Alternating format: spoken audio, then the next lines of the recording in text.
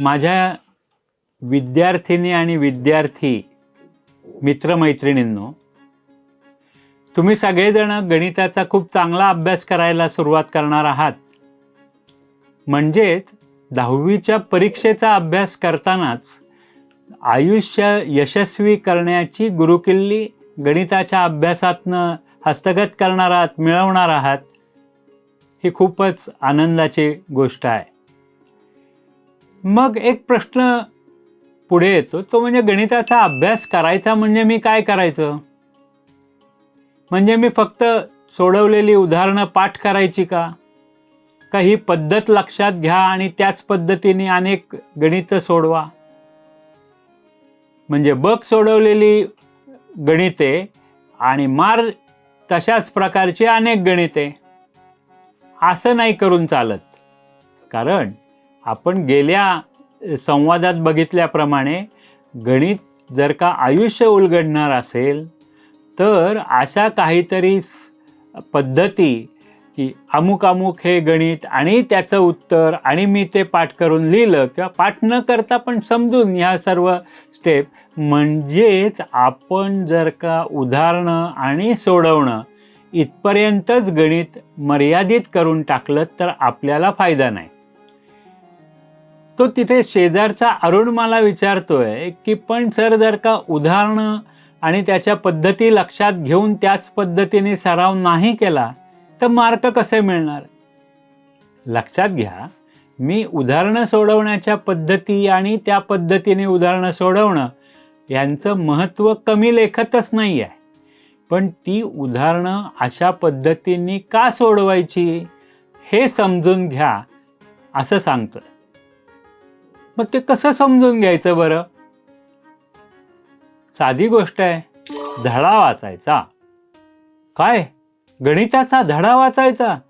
हो, गणिताचं पुस्तक म्हणजे एखादं उदाहरण, एखादा विषय हा का अभ्यासायचा, त्याचं महत्त्व काय आणि तो कशा पद्धतीने ती उदाहरणं सोडवायची हे सगळं सांगणारं असं ते पाठ्यपुस्तक असतं.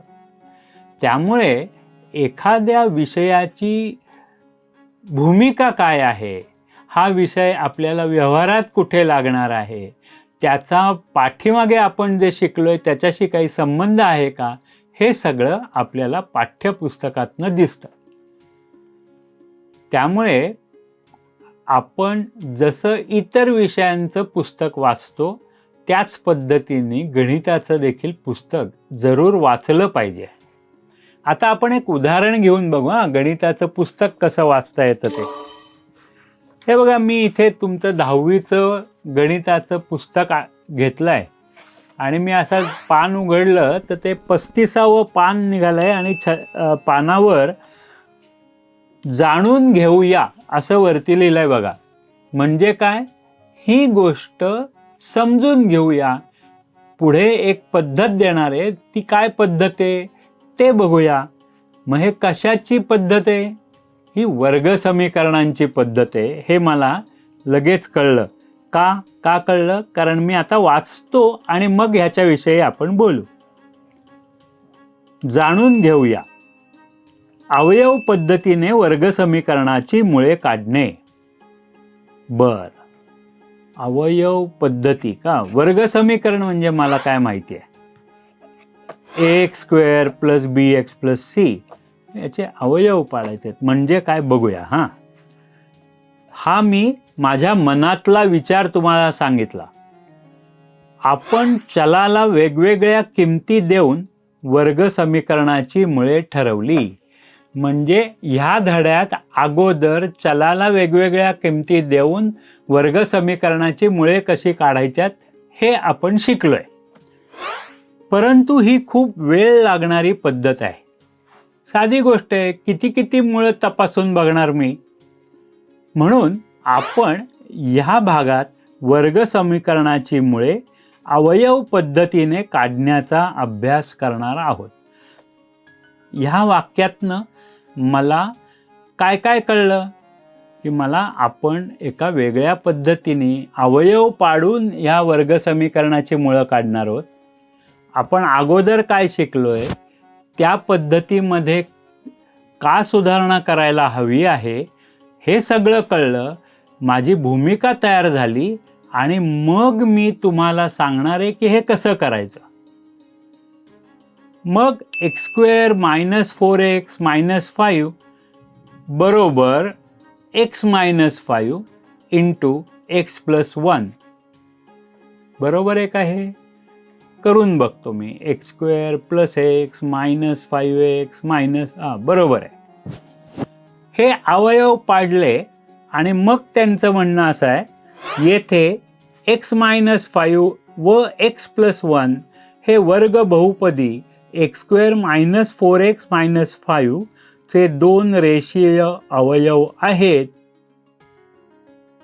बरं, दोन संख्यांचा गुणाकार आहे x - 5 इंटू x + 1 = 0. जर दोन संख्यांचा गुणाकार 0 असेल तर त्या दोन संख्यांपैकी किमान एक संख्या 0 असते. अरे, हे तर मला 6वी पासून माहिती आहे. मग सोपं आहे. म्हणून x - 5 = 0 किंवा x + 1 बरोबर 0 म्हणजे x बरोबर 5 किंवा x बरोबर -1 ही या वर्ग समीकरणाची उत्तरे आहेत. बघा, मी हे सगळं वाचलं, त्याबरोबर मी माझा विचार पण केला की जो येतोच मनात, आपण परत वाचलेला असला, अगोदरचा भाग आपण नीट वाचलेला आणि समजून घेऊन केलेला असला तर. आणि मग मला ते अवयव पद्धत कळली आणि मग मी ती उदाहरणं, सोडवलेली उदाहरणं बघणार, ते पद्धतीच्या प्रत्येक पायरी बघणार, ती पायरी समजावून घेणार आणि मग सराव करून त्या घटकाच्या वरती प्रभुत्व, म्हणजे ह्या घटकावरचं कुठलंही उदाहरण येऊ दे ना परीक्षेत, मला येतच आहे आणि त्याचं महत्त्वही मला कळलेलं आहे, असं होतं. दुसरा एक महत्त्वाचा भाग आहे जो तुमच्या ह्याच्यामध्ये संख्याशास्त्र किंवा माहितीचे व्यवस्थापन. तिथे एका वेगळ्या पद्धतीने वाचन करायला लागतं. माझी नात आहे, साधारणपणाने 3-3.5 वर्षाची. तिला आम्ही चित्र वाचन अशी पुस्तकं आणलेत. म्हणजे एक चित्र आहे आणि मग त्याच्यात ह्या चित्रात काय काय दिसतं सांग बरं मला, असं करतो. तसंच चित्र वाचन करणं हा आपल्या पुढे अनेकदा भाग येतो. आता वृत्तालेख दिलेला असतो, म्हणजे एका वर्तुळामध्ये वेगवेगळ्या प्रकारचे भाग पाडलेले असतात, केंद्रापासून पाकळ्या केलेल्या असतात. त्या कमी जास्त अशा कोन केलेल्या पाकळ्या असतात. केंद्रापाशी त्यांचा कोन वेगवेगळा असतो आणि त्या वेगवेगळ्या पाकळ्या हे वेगवेगळ्या गोष्टी दर्शवत असतात. उदाहरणार्थ मी वाचतोय, आता मी 159 पान वाचतोय. लेखाचे वाचन. बरं, वृत्तालेखावरून दृष्टिक्षेपातच माहिती कशी मिळते हे खालील उदाहरणावरून समजून घेऊ. वृत्तालेख ही आकृती असणारे आणि मला इथे आकृती 6.9 मध्ये असा वर्तुळ आहे, त्याच्यामध्ये वेगवेगळे कोनांचं आहे. त्याच्यात टेनिस 15%, 13% खो खो, 10% कबड्डी लिहिलं आहे, 25% हॉकी लिहिलं आहे, क्रिकेट 37% लिहिलं आहे. मी जरा वेळ ते बघितलं काय आहे. मग सगळ्यात जास्त क्रिकेट आहे, मग हॉकी, मग काय. ठीक आहे. आता त्याची माहिती शेजारी दिली आहे. इयत्ता 10वीतील 120 मुलांना तुमचा आवडता खेळ कोणता हा प्रश्न विचारला. मिळालेली माहिती वृत्तालेखाने दर्शवली आहे.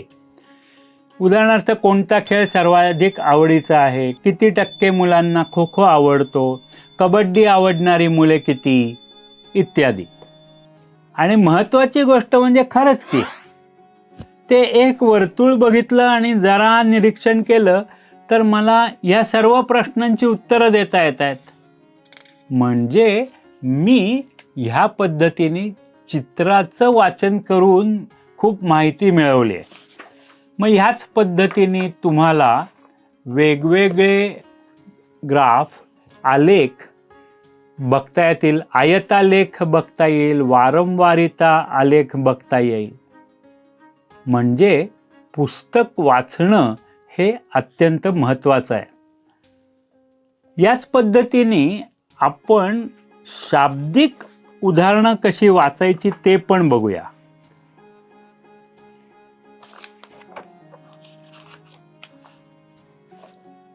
पान 74 वरती वाचतो हा मी अगोदर. उसने घेतलेल्या 3,25,000 रुपयांची फेड करण्यासाठी अजय शर्मा पहिल्या महिन्यात 3,05,000 रुपये भरतात. त्यानंतर त्यांना दरमहा आधीच्या महिन्यात भरलेल्या रकमेपेक्षा 1,500 रुपये कमी भरावे लागतात. तर उसने घेतलेल्या रकमेची फेड पूर्ण होण्यासाठी त्यांना किती महिने लागतील? मग आता आपण माहिती सुट्टी करून घेतली. 3,25,000 रुपये उसने घेतले. पहिल्या महिन्यात 30,500 रुपये भरले. त्यानंतर त्यांना दरमहा आधीच्या महिन्यात भरलेल्या रकमेपेक्षा 1,500 रुपये कमी भरावे लागतील. म्हणजे काय? पहिल्या महिन्यात 30,500 भरलेत, तर पुढच्या महिन्यात त्यातनं 1,500 कमी म्हणजे 29,000 रुपये भरायला लागतील. त्याच्या पुढे 27,500 भरायला लागतील. कळलं मला? मग काय विचारलंय तर उसने घेतलेल्या रकमेची फेड पूर्ण होण्यासाठी त्यांना किती महिने लागतील?